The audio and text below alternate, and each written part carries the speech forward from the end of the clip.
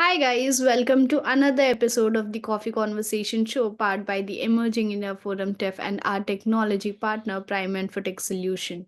This is the Emerging Lawyer series, and today's theme is Mastering Commercial Negotiations and Compliance.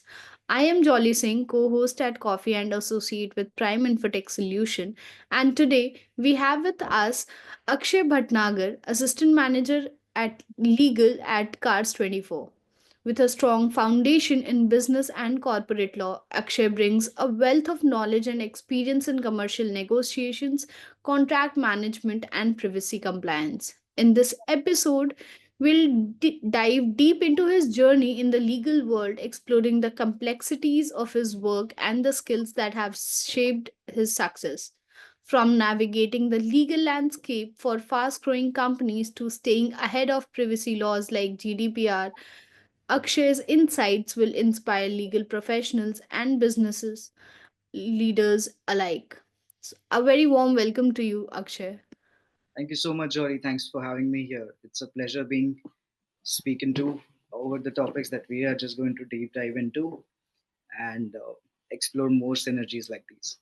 Thank you. Definitely, the pleasure is all mine, Akshay. And before diving into the conversation right ahead, let me just explain you the entire flow of the conversation. So this is a very casual one, actually, and we are going to have. Uh, Three rounds in total. The first is the professional questions round. The second round is going to be personal questions round, and we are going to end the entire conversation with a very fun rapid fire round.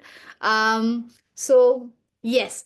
So let's get started if you're ready with the very first round, which is the Absolutely. professional question. Absolutely. Okay. It's good. So Akshay, your role at the Cards 24 is quite pivotal. Could you walk us through your day-to-day responsibilities as a assistant manager legal? Sure. So my journey at Cast 24 has been incredible. Very interesting, filled with a lot of responsibilities, ranging from traditional business as usual activities to more dynamic areas like new business development, a lot of automations, digitizations. On a day to day basis, I'm deeply involved in managing a wide range of legal aspects across businesses, all while balancing and evolving priorities for the company. We have to evolve our strategies and BAUs as such as per the priorities of the organization.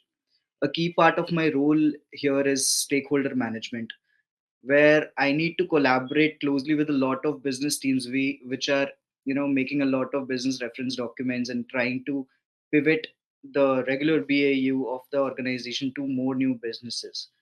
I add value to them by providing legal frameworks which aligns with business objectives that require good balance of business acumen and business empathy. Understanding the priorities of business in various departments and helping them resolve the legal hurdles that may face maybe right now or maybe in future, and trying to minimize the legal contingencies. That is how my role looks like on a daily basis. In addition to all these, I oversee legal matters surrounding several ventures, which include, say, at Cash 24, we have launched Cash Loans 24, Insures 24, a lot of value added services like pre delivery inspection, vehicle history, challan, and FASTag. Uh, and I've also worked on the other new business initiatives such as the four door, autopilot, Bharat RTO, new cars and new bikes, franchise models, Inspire, Car Truth, amongst others. These are all different business models being ventured into the business model of Cars 24, wherein buying and selling of pre-owned vehicles is something, and apart from these are also added. Uh, I mean, strategic thinking and legal expertise is something that I value. That is a value add from my end to the business organizations, and that is how my day-to-day activities look like. I am fortunate to be a part of the organization and making these projects a reality. Definitely. So, Akshay, in your experience with commercial negotiation and contract management, what do you consider the most critical elements of a successful negotiation? Well, in my experience, a successful negotiation is built on a foundation of, say, collaboration, preparation, and foresight. um, I mean, for real, it is very important to achieve a win-win situation for both the parties. I mean, that is the idea with negotiations. It's getting into a mitigation round, and have a win-win situation for both the parties. I approach negotiations not as a zero-sum game, but as an opportunity to align interests, ensuring that both sides walk away with a feeling of satisfaction and a feeling of investment into the business opportunity collaboration together. Also, But do you yeah, yeah, okay. go ahead. But do you find yourself in a dicey situation or compromising with the principles when your client, the party that you are particularly dealing with, tries to insist on the point of getting something more favorable on his part, while the that thing will might not be favorable to the other party, but since you are dealing with the client and he is your priority, how do you look forward to those situations? Do you try explaining things to your own client, or just following the instructions and going and making the client happy with what he is instructing us? So how do you deal with these situations? Well, like I said, the idea is to have a win-win situation, and the idea is also to have risks mitigated at all ends. So it's a very interesting and a very good question that you asked, that if I have found myself in a situation wherein I have felt that I have compromised in the situation or not. Yes, I think that is an absolute yes. I find myself in that sort of situation on a daily basis. But again, my approach, being, like I said, the approach is zero sum game. So if I were to give something, definitely I'll be taking out something, some other day, some other way. Right. And it's very important to understand the articulation of business framework. So if I were to tell you that I am in a negotiation wherein I want, say, X, and the other party is saying that, we won't be able to give you X because of so reason.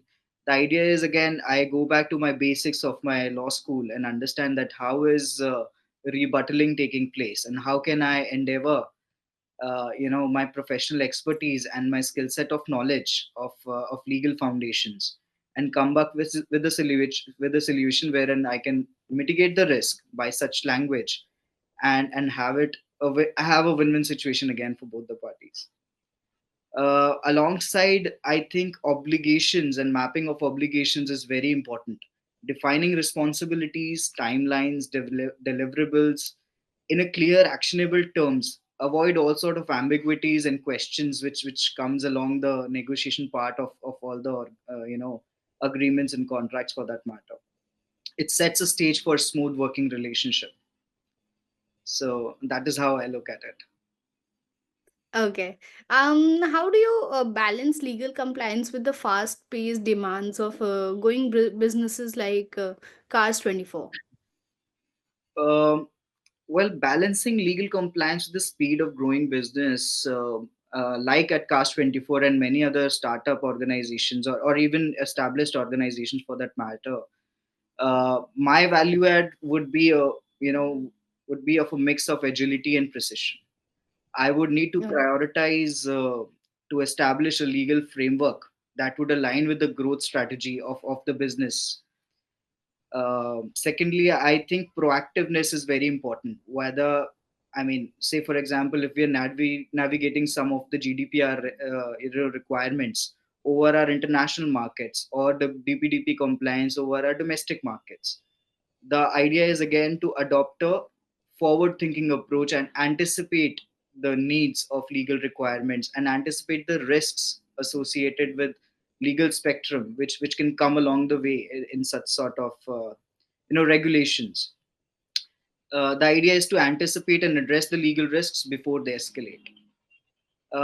Also, I think working closely with the cross-functional teams, such as the finance function, or the you know finance function, and many other business functions such as HR as well, which actually define the business prospects, and that is where we come into picture, and try to mitigate again all sort of nuances which can be a potential risk for that sort of a function. So this is how I see it, and ultimately it's about aligning the business function as a business enabler and not as a bottleneck. So compliances should not slow down the innovation. It should actually fuel it with an and with integrated smartly it can be achieved as well. Definitely, and a very well said actually. It should not be a um, hurdle kind of a situation for like juggling around the various compliances. Innovations should keep continuing actually. Akshay, you have also worked with various organizations like OLX Autos and other organizations as well. So how has your legal expertise evolved in the last few years? Right. So very interesting. My journey has actually is an answer for the question that you just asked. So if I were to say, my journey across organizations like Olex Autos, Casio India Company in my foundational steps, and Travel Corporation, and others has been instrumental in shaping my legal expertise, broadening my expertise as well. Early on, I focused heavily on the fundamentals of drafting and negotiating contracts itself. Managing compliance and handling litigation came along the way. For instance, say at Cast 24, I specialize. One of the spectrum that I specialize is SaaS and tech related agreements, right? So developing expertise and navigating complex modules and mitigating those legal risks has actually helped me alongside all the way in my journey. At OLX Autos, I stepped into more multi-dimensional role. I led the RC transfer litigations, tackled the fraud investigations, and handled high-stake dispute involving sellers, buyers, and dealers. So the idea is that experience has sharpened my ability to think critically and act diversely under pressure, particularly in litigation and risk management, and alongside contracting came hand in hand, right?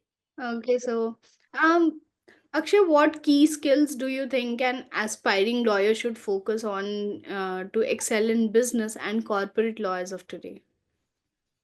I think to excel in business and corporate law, aspiring lawyers and advocates need to focus on a combination of technical, strategic, and interpersonal skills. Firstly, say legal drafting and negotiation skills are essential. You need to know how to articulate the sense of business and the risks around it and the nuances around it. Contracts and agreements are the backbone of that sort of a business, and being able to draft precise airtight documents and negotiate effectively is absolutely it's absolutely critical. Secondly, I think alongside that, business acumen is a very important thing. A person, an aspiring personnel should has in common, not only for lawyers, like for everyone. Understanding how business operate, including their financials, growth strategies, say risk tolerance. These all things would align a legal professional and any professional to have solutions with align with organizational goals. And very important aspect of what we're just discussing about is compliance and regulatory expertise. So Yeah. when I say that technical knowledge is very important, actually what I meant is compliance and regulatory expertise. This is a non-negotiable in today's globalized world. Whether it's GDPR, labor laws, industry-specific regulations, staying ahead of compliance trends need to set you apart. Another skill that I think is very important is risk management. A good corporate lawyer doesn't just revolve issues. They just don't resolve issues. They anticipate risks. They mitigate them proactively and provide practical solutions that enable the business to move confidently. So I think these are the amongst others, these are the important things that the person should focus on. Not only lawyers but also business professionals. Um, as a lawyer with strong background in privacy laws like GDPR and DPDP, what are some common compliances issues businesses overlook, do you think, in today's time? Oh, that's a very, very important question, and a very important question to address to a lot of individuals. Privacy compliance is a nuanced area. It's a very new area. Of course, everybody is growing and evolving around it, and businesses overlook several aspects of them. To be really honest, one of the common issues is data mapping. So many businesses don't have a clear understanding of where their data resides, how it flows within the organization, and who has access to it. Without this clarity, it's almost impossible to implement effective safeguards and ensure compliance with GDPR or privacy laws for that matter, not only limited to GDPR or DPTP, HIPAA laws, and so on and so forth. And the laws are keep evolving around the globe. Another overlooked area is data minimization. Businesses often collect more data than they actually require for a legitimate purpose, right? The idea is that once they do that, their exposure to risk increases. And all data privacy laws emphasizing on collecting only what is essential, only for a specific purpose, of course with the consent. And many organizations struggle to align these practices in this principle. uh, Another thing is third party risk management. So companies often focus on their internal compliances but fail to ensure that the vendors and the partners adhere to the same standards. This can lead to significant liabilities, especially if the third party breaches occur, right? Also, business tends to underestimate the importance of employee training. Compliance isn't just a legal function, it's an organizational culture where the organization needs to deliver to the employees, and the culture they need to embed in the culture. Many data breaches occur due to human error, such as phishing attacks or mishandling of personal data, which could be mitigated with proper awareness and training on a regular basis. Also, lastly, I guess one of the important things which the organization miss out on is record keeping and documentation.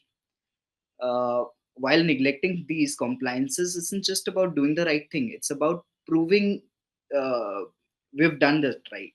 So failing to maintain records and consents, say data protection impact assessments, DPIAs, or responses can result to penalties even if there is no breaches, right? So these would be the a few of the nuances wherein organizations really. Yeah, so like you have addressed what the companies overlook, but how do you think all these things can be put in place? And like just for the beginning, how they can start taking these nuance steps to make sure and safeguard the privacy and the compliance, all that is going on, stay ahead uh, while they are innovating their own ideas. So I think transparency is the one word answer to the question that you just asked. So when I said that data mapping is a problem, and Yeah. people are not clear that where their data is residing, where is it flowing, who has access to it. The idea is that the leadership needs to keep the culture so informed that it doesn't happen. Right? Again, this is one of the nuance that transparency needs to be maintained. Then Right. when then the employees and the people of the staff of the train are when they are trained that what legitimate purpose that you need the data for, you know that is how data minimization would occur. Again, transparency is the key word. Right? When I said third party risk management is a very critical gap that companies over. Yeah. Again, transparency, when the employees will be uh, made known that you need the data for this specific purpose for this specific time and so on and so forth, they will be able to hire a vendor and articulate their requirement in such a manner that the vendor would also feel the urge to actually articulate that data or their systems or their products in such a manner which is compliant, right? Simply put. Okay. Akshay, how do you see legal tech and tools influencing the future of corporate law? A very interesting question, and I'm very keen to understand and explore this area while doing my day-to-day jobs. Legal tech and tools are already transforming a lot of corporate laws and law firms and in-house legal teams. Their way of efficiency, delivering proficient and efficient work. Their influence, and I feel that their influence will only grow in future. It's not going to stop. The key impact is that efficiency and scalability is being promised by legal tech tools. Legal teams can now automate their routine tasks like contract drafting, document review, compliance tracking, which can eventually free up their time to actually focus on more strategic and high value work. For example, using AI powered contract management tool, a person can drastically reduce the time spent on reviewing standard clauses and managing deadlines, right? uh, which enhances productivity across the board, right? So this is one of the Right. example. Another area where legal tech is making a big difference is data driven decision making. I think that tools that analyze legal trends, past contract performances, and risk factors are helping businesses make more informed decisions. This particularly values in areas like M&As and IP management, where understanding market trends and accessing risks is absolutely critical, right? Uh, if I were to add more on this, legal tech also enables greater collaboration across departments. With integrated tools of contract management and compliance management and project management stuff, legal teams can work seamlessly with business and finance and operating teams together, ensuring that legal considerations are embedded in every stage of that project. This kind of collaboration is essential for scaling business and expanding new regions. And I can say that because, like I told you in the first part, that we're exploring a lot of new businesses. This has been one of the key, aspects of how we were able to do it on a fast-paced environment. Lastly, I think legal tech will likely become a key factor in reducing legal costs as well. Improving accesses of legal services is something that legal tools can definitely help. Tools like automated document generation, e-discovery are streamlining processes that traditionally required extensive billable hours, making corporate legal services more cost cost effective for businesses of all sizes, right? Right. Absolutely. How Akshay, last question for the round, that given your role and experience, what legal strategies do you recommend for businesses aiming to scale while maintaining the compliance and managing risk? Oh, I think this is my bread and butter, and this is something that I deal on a daily basis, making that sort of strategies. Scaling a business while maintaining compliance and managing risks requires a strategic, proactive approach. From my experience, there have been several key strategies, key legal strategies that can help business achieve this balance, right? I think for first, a strong legal foundation is critical. This means that ensuring that your contracts, compliance policies, and operational processes are robust, scalable, and adaptable to the new markets, regions, and your staff. When entering a new jurisdiction, for example, I recommend conducting thorough regulatory and risk assessment to ensure compliance with local laws, whether it's again labor laws or tax regulations or industry specific regulations or requirements, anywhere between GDPR or any local law for that matter. So secondly, standardizing processes can help scale quickly. So, I mean, if I were to make one process and I want to copy paste it to the other models as well, and if it works, of course, there would be Yeah. some permutations and combinations involved, basis the local law or the process that we need to stay efficient for. This can vary, but then yeah, standardization of those processes can help scale quickly without sacrificing compliance is a very important part. Automating tasks like again contract management, compliance, and reporting can reduce human error and streamline workflows. At the same time, it ensures that each step aligns with legal standards. Thirdly, I think embedding compliance within the culture is vital for a long-term success. For any organization who's wanting to pitch in the global markets for their new ideas and businesses and making solving a problem statement, Again, this line, this phrase, embedding compliance within the culture is vital. It goes without saying that transparency is also one of the key parts here. It means that training employees regularly on relevant legal issues, fostering a compliance first mindset, and making sure everyone from leadership to staff understands the role in managing risks. Also, monitoring and adapting to emerging risks is another critical strategy. Whether it's changes in privacy laws, or new litigations risk in the industry, businesses should regularly audit their legal exposure and adapt to policies or strategies accordingly.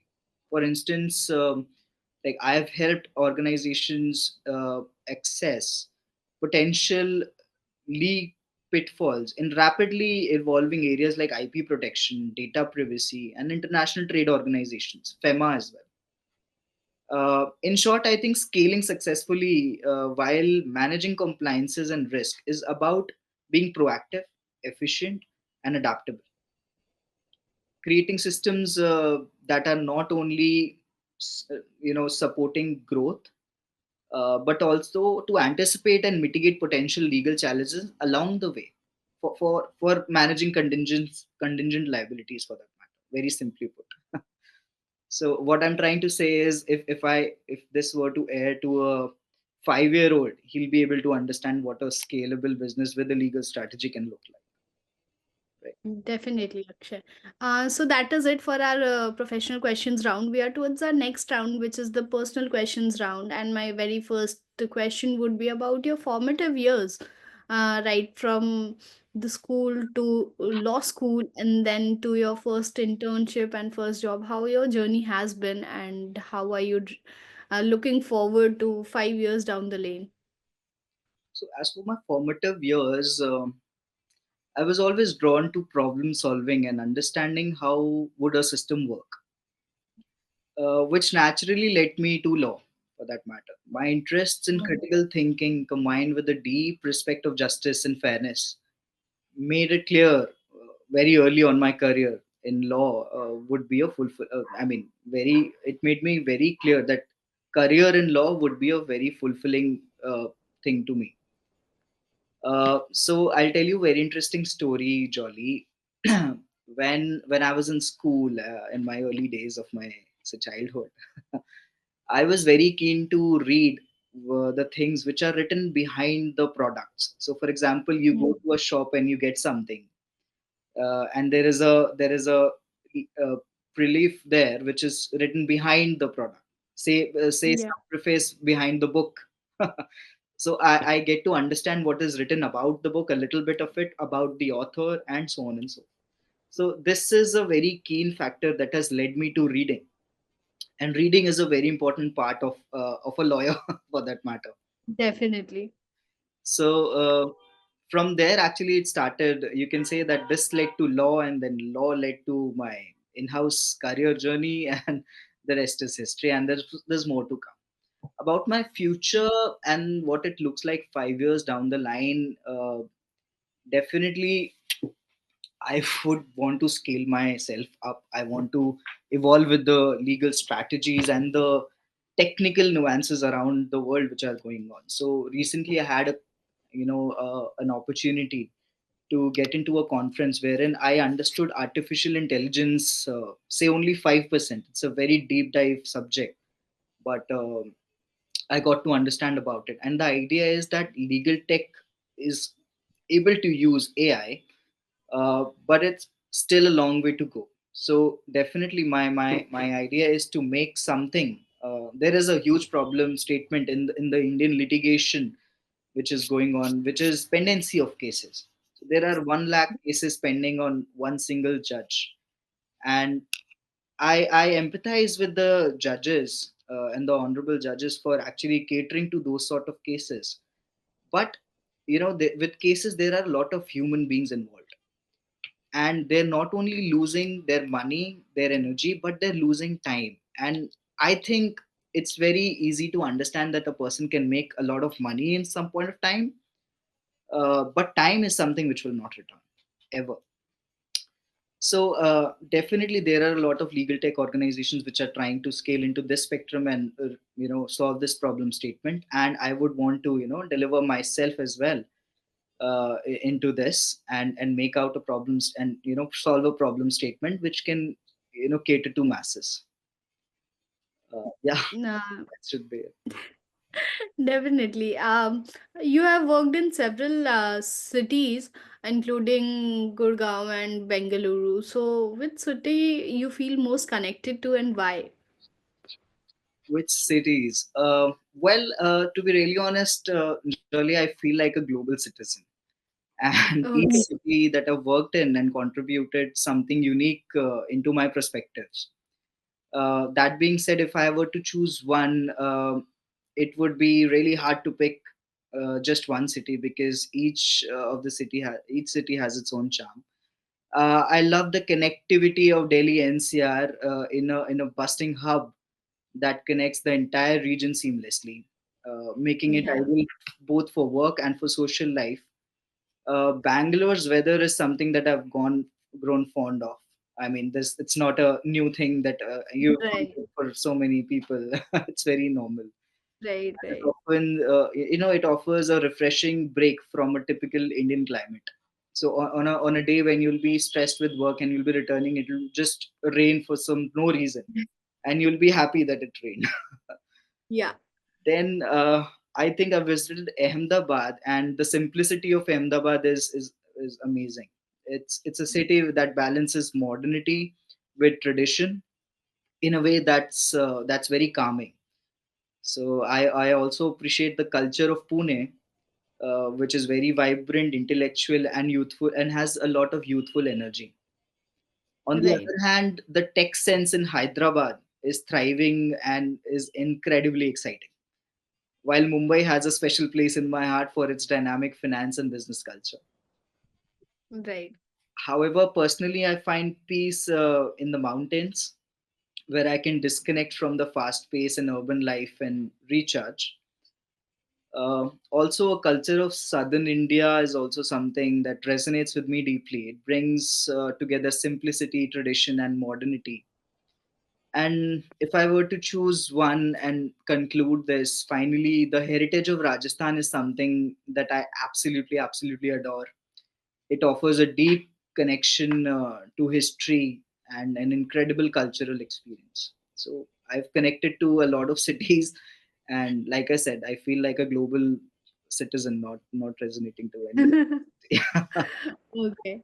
What hobbies or activities that that help you to unwind after a very, very long week of work? Hobbies for that matter. Just let me come back to that. If I were to talk about my hobbies, yes, I think I'm a very avid reader. I enjoy a variety of genres that help me expand my knowledge in different ways. For instance, books on psychology, like the book "The Body Keeps the Score," has helped me understand the traditional connection between physical and mental health well-being. Um, in addition to reading literature and big roles like reading books like 1984 by George Orwell or And to Kill a Mockingbird by Harper Lee offers Yeah. timeless lessons to human nature and society, while Sapiens by Yuval Noah is one of my favorites when it comes to history, providing a fascinating book on evolution of humanity. Right. So reading is one aspect that I you know get into, and managing work life balance, especially with the demanding jobs and various personal commitments, requires careful planning and prioritization.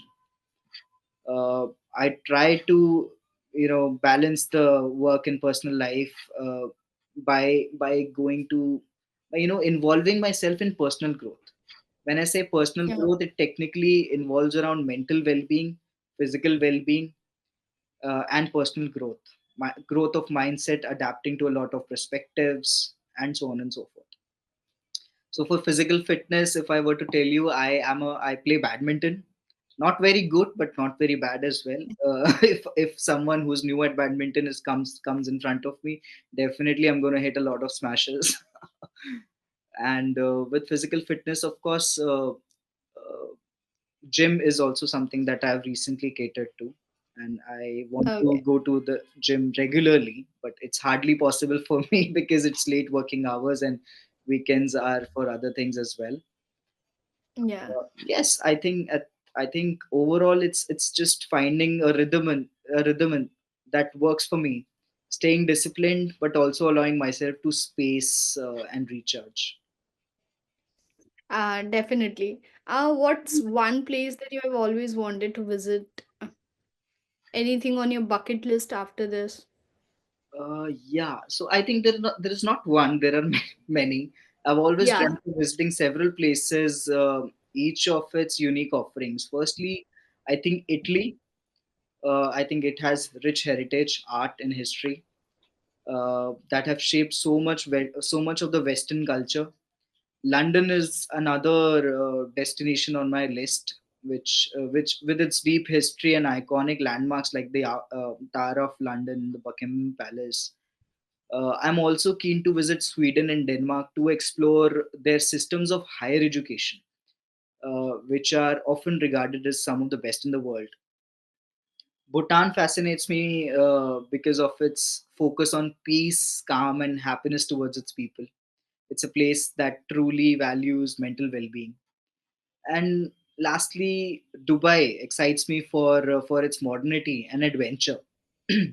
Whether it's Right. exploring the towering skyscrapers or enjoying the thrilling desert safaris, or adventuring into skydiving experience, each of these places offer something special, and I hope to experience them all one day. Yeah. Definitely, you will. So, Akshay, that is it for our personal questions round. We are towards the last round, which is the rapid fire round. And as the name suggests, you have to be very quick with the answers.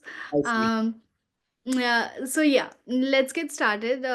Early mornings or late nights for productivity? Early mornings. A book that you can't stop recommending to others? Rich dad, poor dad. Favorite leisure activity when you are away from work? Badminton. Tea, coffee, or something else? Coffee. One skill you wish you had. BI. Okay. If you weren't a lawyer, what career you would have pursued? Software engineering. Definitely. Okay. Very City life or interestingly, very interestingly, in my secondary years of schooling, I had PCM only, but I pivoted into okay. Okay. Same here actually. that's nice. So, city life or a countryside living? Mixture of it. Okay. Your go-to comfort food. Rice bowls. A piece of advice you would give to your younger self. Uh, don't party it so much. Okay. Okay, that's a wise one. So that is it, Akshay. Thank you so much for joining. This has been a wonderful experience, and I hope you enjoyed this as much as we did having you on this show. I Absolutely. again thank you for taking your time out of your busy schedule and uh, accommodating us and ours also, and having this session with us. It has been an absolute pleasure. Thank you so much for joining. Thank you so much, Shirley. It's a pleasure speaking to you, and congratulations on you guys making 2 years of your channel. Thank you so much. And for our audience, please stay tuned to watch this and many other interesting coffee conversation episodes on our YouTube channel, The Coffee Conversation Show. Please like, share, and subscribe to the channel. And we would look forward to another interesting coffee conversation with another guest speaker. Thank you so much, everybody, for joining. Thank you so much, Akshay. Thank you.